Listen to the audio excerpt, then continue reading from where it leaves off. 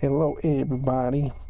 Today, I wanted to talk to you about a little story that happened to me about like a year and a half ago, and it is my personal experience with La Llorona. For those that don't know, La Llorona is a very popular Mexican folklore story about a woman that was in love. She had children, and her husband cheated on her. And so what she did out of spite was drowning her kids. And then she regretted, and the story says that she goes around all the rivers around Mexico to find her children screaming, "Ay, mis hijos."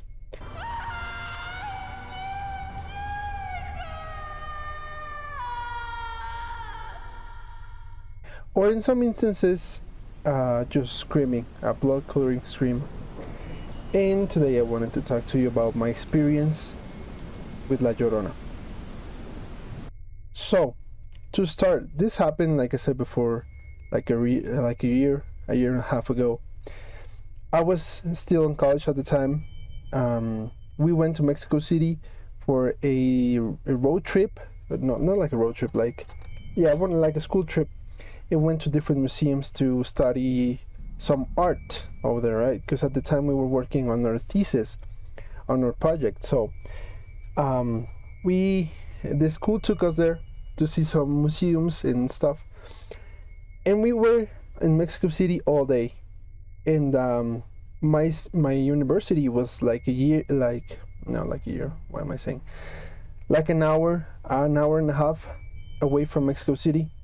So we went there, and we went to different museums. We stayed there all day, and by the time we went back to the university, it got dark, and it was in a very rainy season.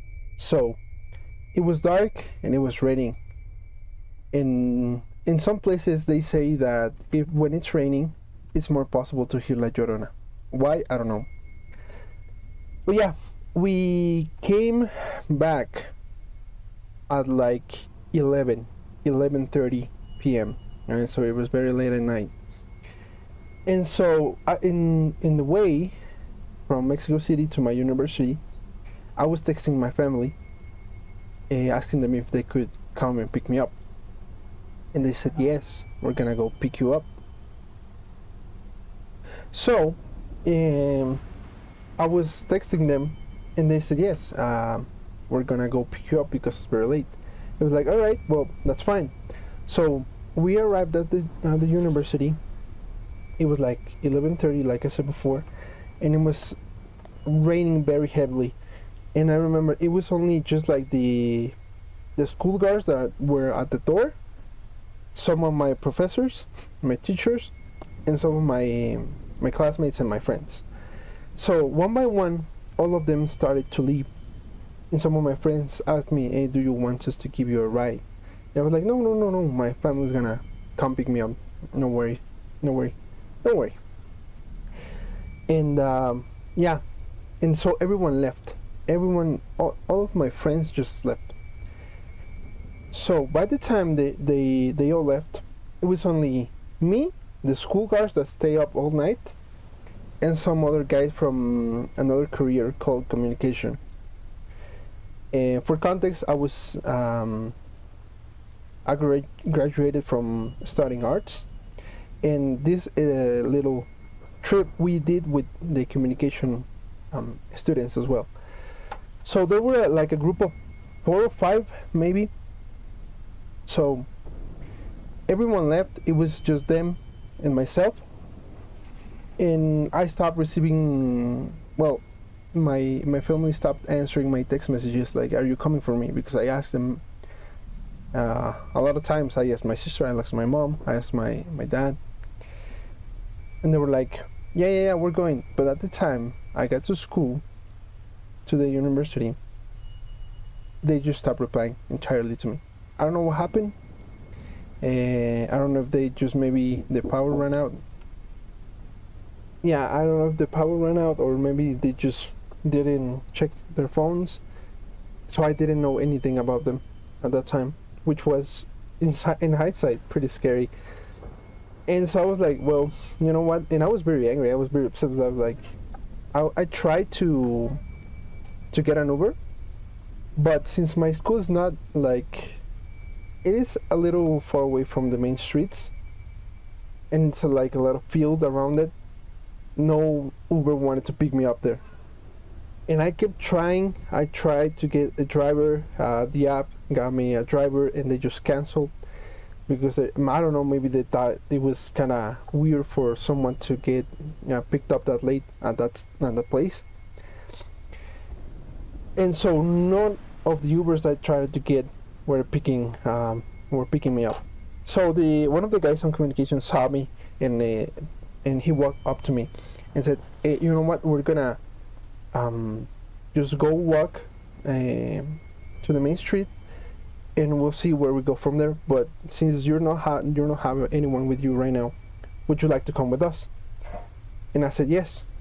And so to give you a little bit of context, my school is like in the middle of like there's a hacienda to the right, and there's fields to the left, and there's like a straight road that stretch out for like 1 kilometer, 1.2, something like that, and it's just a straight road that goes in and out of the school.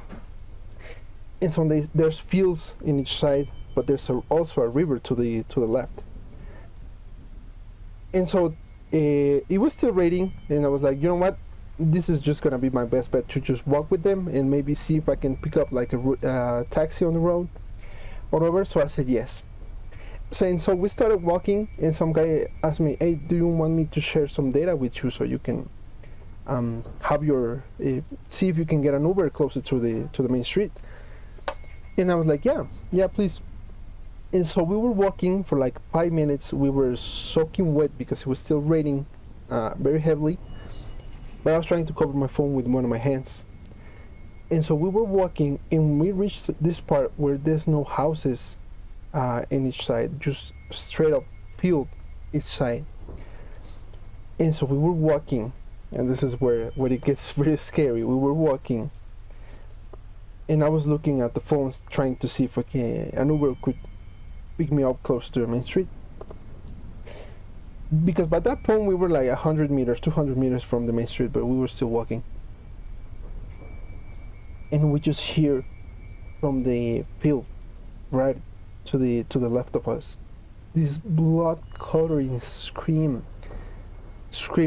ay mis hijos. And they just bolted out of there. They did not think of anything. They just started running, and they ran for I don't know how long.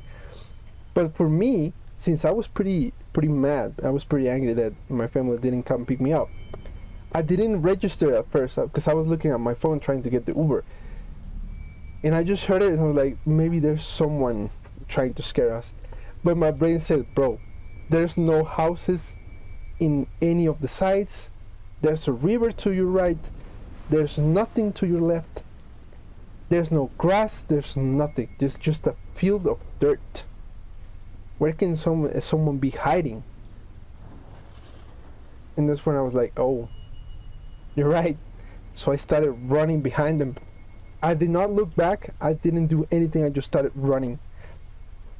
I ran for like probably like 40, 50 meters. So I catch up to them. And they were all like silent. Nobody said anything until we reached the main road. And until one of them said, did you guys heard what I heard? And they just started not laughing, but like a nervous laugh, like, yeah, that was crazy.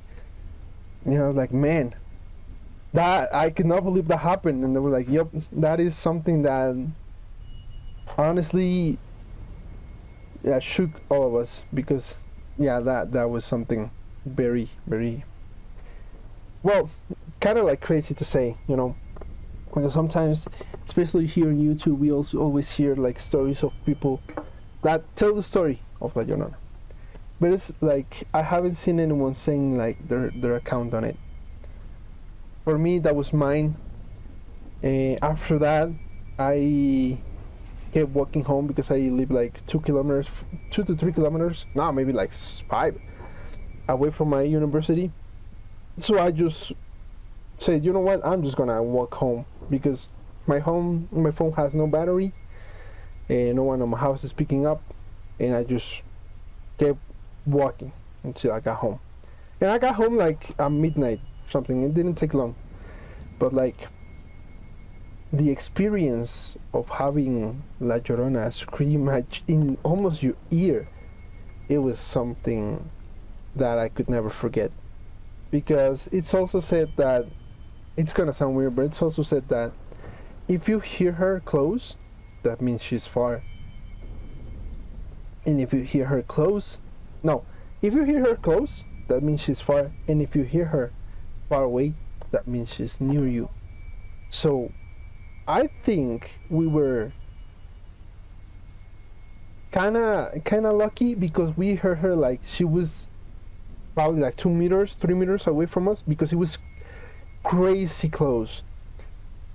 No, I don't know, maybe for example, ask someone you know to scream close to you, like 2 3 meters, like 5 or 6 feet away from you, and you're gonna notice how close that is.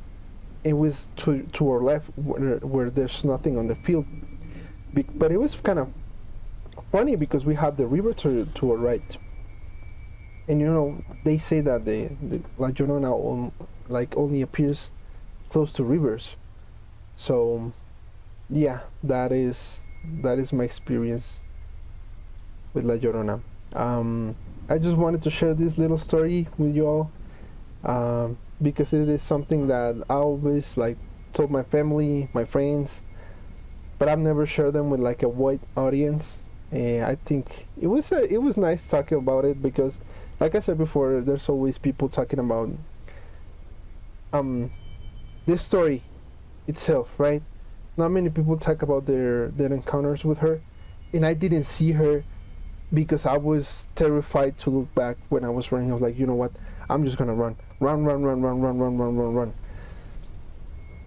But the fact that you, okay, picture the scenario. You're walking on a road that there's nothing on each side, nothing, no grass, no like leveling, or not leveling like normal leveling, like there's no places where people could hide. There was no grass, there was no corn that grew in there at the time of year. It was just dirt on each side, and you just hear this scream coming from your left saying, "Ay, mis hijos." And you're like, bro, what? But I just wanted to tell you about this little story. I don't know if someone's gonna watch or hear this little story, but yeah, that is definitely one of the experience of my lifetime, let me tell you. But yeah, that would be, I think, all. I don't know, maybe if this video does well, I have plenty other stories that I could share, stories that my grandma has told me about a huge dog that once attacked one of her brothers, and he became very serious, dropped out of school and all other stuff. So I can also tell you about that story. I have other ones that are my stories. So yeah, thank you for watching. Let me know if you like this. But yeah, thank you. Bye bye.